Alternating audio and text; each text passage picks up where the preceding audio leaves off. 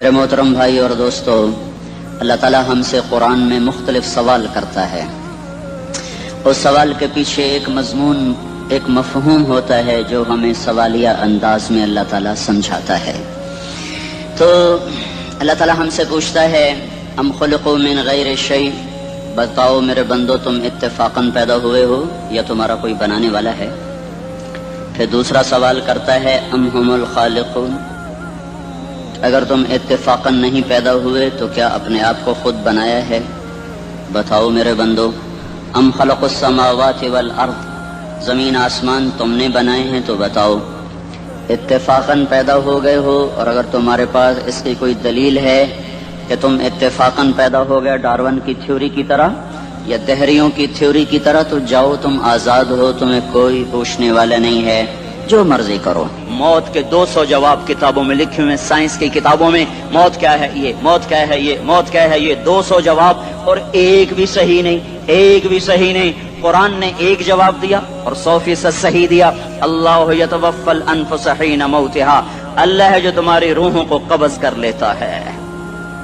موت آ گئی، اللہ تمہاری روحوں کو قبض کر لیتا ہے، بس تم مر گئے، جیتے جاگتے مر گئے، جوان مر گئے، بوڑھے مر گئے، بچے مر گئے، صحت مند مر گئے، ایتھلیٹ مر گئے، ریسلرز مر گئے، پہلوان مر گئے، بادشاہ مر گئے، فقیر مر گئے، مزدور مر گئے. حضرت علی کا فرمان ہے الموت لیس منہ الفوت، جس نے موت سے ٹکر لی موت سے شکست کھائی. زندگی کا مقدر ہے ہارنا، موت کا مقدر ہے جیتنا. پہلوان ہوں یا کوئی ہوں، موت ان کو پچھاڑے گی. اجل ہی نے چھوڑا نہ کسرا نہ دارا، اسی سے سکندر صفاتے بھی ہارا. ہر ایک لے کے کیا کیا نہ حسرت ستارا، پڑا رہ گیا سب یوں ہی ٹھاٹھ سارا. جگہ جی لگانے کی دنیا نہیں ہے، یہ عبرت کی جا ہے تماشا نہیں ہے. ملے خاک میں اہل شاں کیسے کیسے، جاؤ اسلام آباد کے قبرستان میں دیکھو، بڑے بڑے سیکٹری دفن ہیں، بڑے بڑے وزیر، بڑے بڑے جرنیل، بڑے بڑے ناز و انداز، بڑی مستیوں والے، بڑے ناچنے والے، گانے والے، شراب میں ڈوبنے والے. جاؤ جاؤ دیکھو ان کی ویران قبریں بتا رہی ہیں کہ یہ بھی قبر اکڑ کے چلتے تھے، مستی میں چلتے تھے. ان کے کیڑے بھی مر چکے ہوں گے جن کیڑوں نے انہیں کھایا ہوگا.